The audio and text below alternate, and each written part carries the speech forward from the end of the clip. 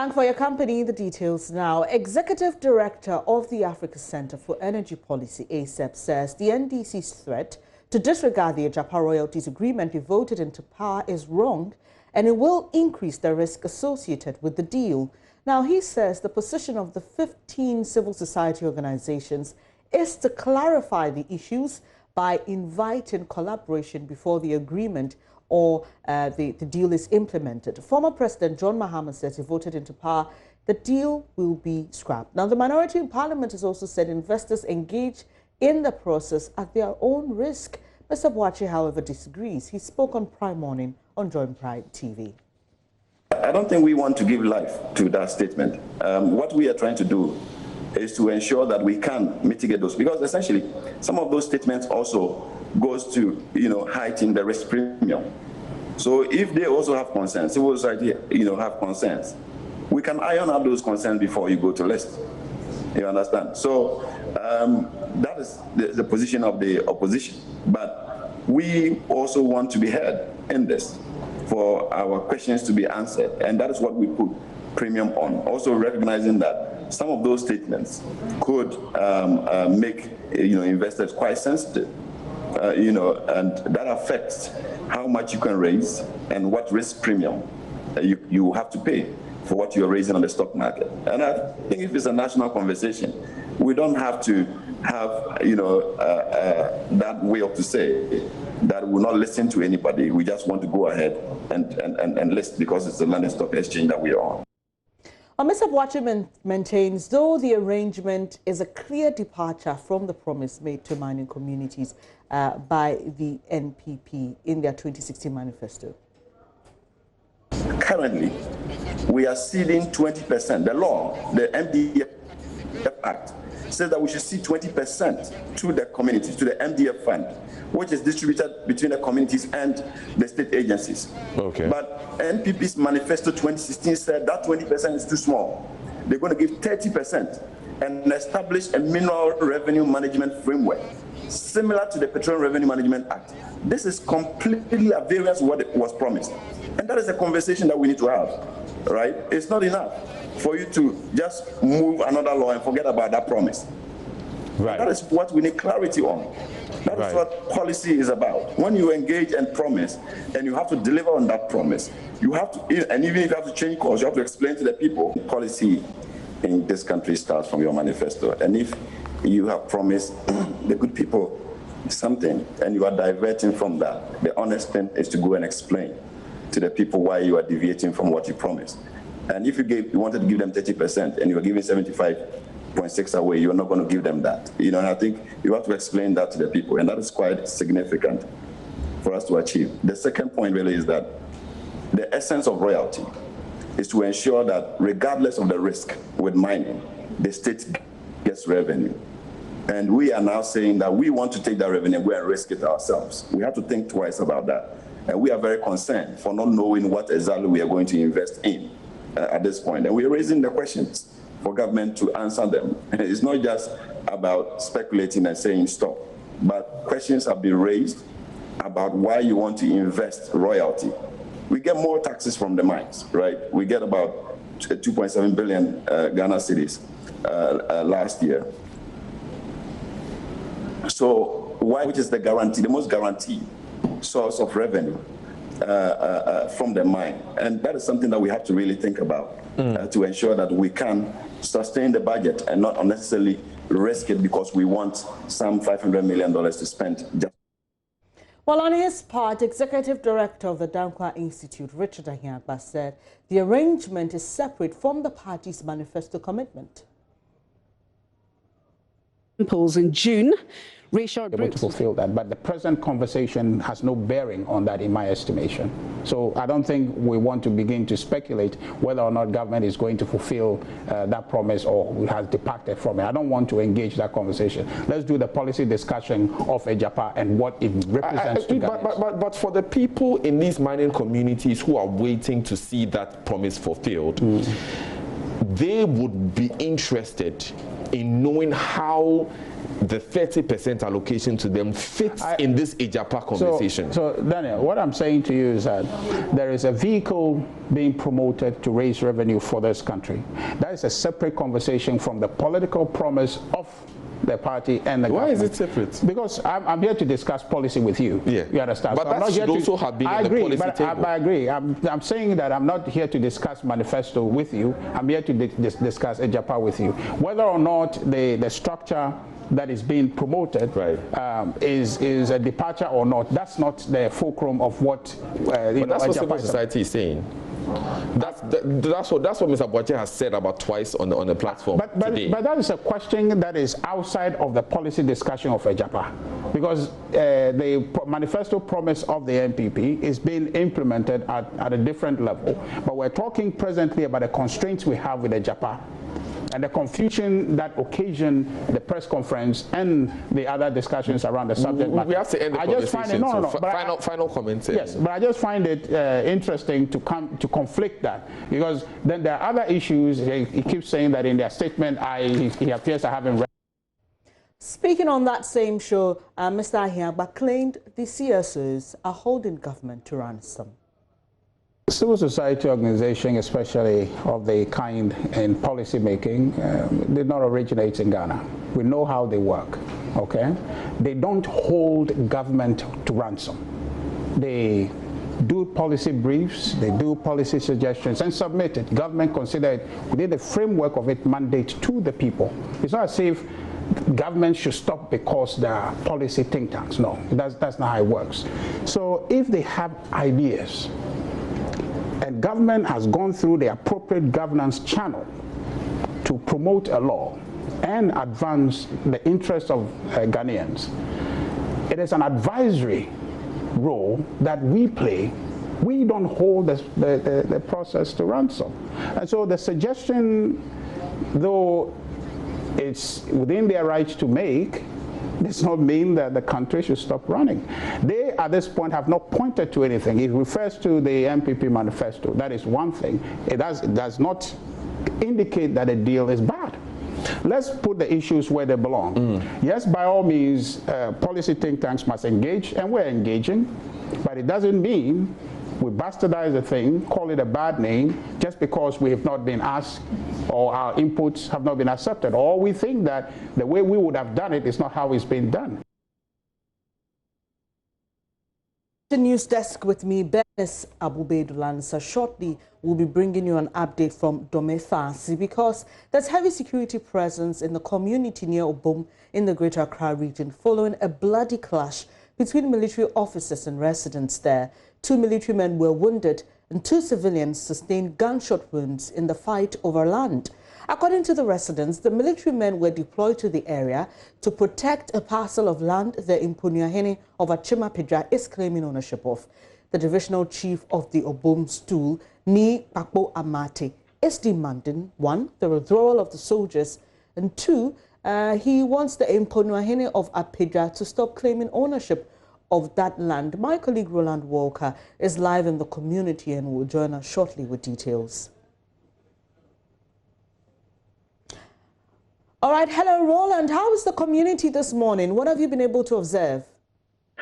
We just got here not too long ago, but there's a massive presence of the military with their various armored vehicles as well as other patrol vehicles that you can find here or see here. A number of them, I can see a couple of them numbering in their tents who are armed, some of them in hooded masks. And even though their lead person has not been able to speak to me formally because he doesn't want to be identified because of orders also from above, I do see that residents numbering hundreds at Domefase have deserted their homes. And I'm told that this happened after the soldiers stormed the community. Initially, about an hour or two before we got here, we're also told that they had used some helicopter or two to come and patrol as part of efforts to restore calm following the incident that was recorded about 24 hours ago.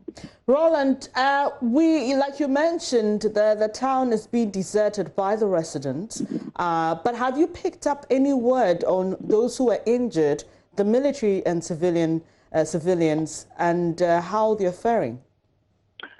So far, the head of the team that has been deployed here has decided not to speak to me formally. Okay. Even on an informal basis, he's not willing to shed any information at all, and so I've not been able to pick up any information so far. But what I can report is that we have hundreds of the residents of the community who so far have deserted their homes. Roland, this parcel of land that we're talking about, have you been told by any member of the community what exactly the contention is? Well, the whole thing started, according to what I'm picking up, when a group of chiefs who had some smaller communities, including Domefasi, numbering about 30, who convened a press conference yesterday. Okay. And the press conference basically was on the subject that an acreage of land that could be located about some 200 or 300 meters away from me had been occupied by the Achim chief. And apparently they claim that he cannot lay claim or ownership to the land. And the land they also claimed was being used to win funds. And that was said that the chiefs had been given the order, or the chiefs had given order that the winning of funds should stop, but it was continuing on that large acreage of land. Because the soldiers were occupying the land, it was difficult for them to get access to the land and stop the winning of funds. So in order for them to get them off, they allegedly brutalized them, as we could see in the video. And Roland, there are two civilians who sustained the gunshot wounds. Do we know who fired? Where the gunshot was coming from, but it looks like, yes, guns went off. Roland, we'll leave it here for now, but definitely we'll be counting on more information as and when the military and other persons involved in this are willing to share with us. Thank you very much. Roland Walker is joining us from Domefasi, where there was a clash between some residents and two military men. This is your election headquarters. Now, the Ashanti Region branch of the New Patriotic Party has commenced grassroots campaign with the inauguration of a constituency campaign team in all 47 constituencies. This follows a regional campaign launch last Wednesday by General Secretary of the party in Kumasi. Ashanti Region First Vice Chairman Danquah Institute has been charging the campaign teams to consolidate electoral fortunes of the party on December 7. Abdul Latif Awal, here's his report read to you. The launch of the constituency campaign teams is in line with the campaign structure of the party. The constituency campaign team comprises all constituency executives, members of parliament and parliamentary candidates, MMDCEs, council of elders, former MPs and executives. Regional First Vice Chairman of the party, Danquah Institute, inaugurated campaign teams at Jakobu in the Amanse Central District, Obuasi West, Obuasi East and Akrofrum constituencies. He charged them to work hard towards consolidating the electoral fortunes of the party come December. Adding campaigning should be done with COVID-19 protocols in mind. As a big family, the Elephant family, there's no way we're not going to have any issue. The issue must definitely come. So who are the creators of the issue? Some of the supporters, belongs to the losing candidates. Other belongs to the sitting MPs or the current parliamentary candidates. All the losing candidates and the parliamentary candidates, the constituency chairman, the district chief executives, and a whole lot of them more are part of the campaign team. As we inaugurated about 40 to 46 people, including individuals who are sympathized to the Elephant family. They are all being on board. So there will be no issue. The issue, if there's an issue between the MP, the constituency chairman, or the DCE, we are all on board at the same table. So it can be easily to resolve. Parliamentary candidate for Krofum constituency Alex Blackson says the campaign is targeting at least 80% of total votes in the constituency in both presidential and parliamentary elections. We've mounted so many strategies. One, we'll be going house to house to make sure we motivate the youth, which is our strong pillar in this constituency. So we are going to make sure we go house to house, make sure the youth will work together, bring everybody together so that we can give Nana Addo Danquah Akufo-Addo 80% of the total votes in Akufo constituency, and also to the parliamentary candidate, and that is me, Alex Blackson, to be the member of parliament for Akufo. Abdul Latif Awal for Joy News. Flagbearer for the All People's Party, Hassan Ayariga, has vowed to spend his first evening, if elected as president, in jail. He believes this will send the strongest signal that any member of his future government would not be spared from being jailed if they engaged in corruption. Mr. Ayariga, who is confident of a landslide victory in the December polls, was speaking exclusively to Joy News after his party's second National Delegates Conference. If I want to be sincere with you, and Ghanaians believe that we should stop recycling NDC and MPP, and Ghanaians are yearning for a change and want a change, and I, Hassan Ayariga, is to be endorsed, I will get 77%. But in reality, what do you think with the situation? I just told you the situation. In reality, if everybody says that they want to waste their votes, and simultaneously they are wasting their vote on Hassan Ayariga with the belief that he will not win, what do you think I'm going to get? My thoughts really don't matter. I'm going to get a winning bonus. And it's going to be more than 50 plus one that you are thinking of. Because I believe that we have gotten to the crossroad. I equally believe that the recycling of NDC and MPP is not helping us. And I equally believe that Ghanaians are looking for a third force. They are opting out of democracy slowly. As I indicated, democracy has disgraced Ghanaians. But do you think the APC has worked hard enough to be that third force as of now? I think that we have worked hard enough and harder than your expectation. But just that the media coverage is a problem for us. But you see, this time around, the best kind of campaign is the grassroots campaign, where people at the grassroots matter and are yearning for a change and wanting to see political parties, their policies on how to change their lives. It might not be the kind of policy that you are looking for, but it's a policy that varies from one community to another. One cannot have a general policy that will benefit all, because every community has its own problems and challenges. And last one, because we are pressed for time, do you think corruption is something that can be defeated in Ghana? Under Hassan Ayariga, easily. When you put strong institutions, corruption has no way. When you are committed to fighting corruption, everybody will be scared. The first thing I want to assure you, that when I become president, the first day I'm going to sleep in the prison. I'm going to sleep in the cells. Interesting. The first day I become president, that very night I will not sleep in my house. I'm going to go to the police station and ask them to open the door. I want to sleep in there. Because? Because that is going to be the signal that if the president himself can sleep in the cells, whoever is corrupt, no favor, no fear, you sleep there.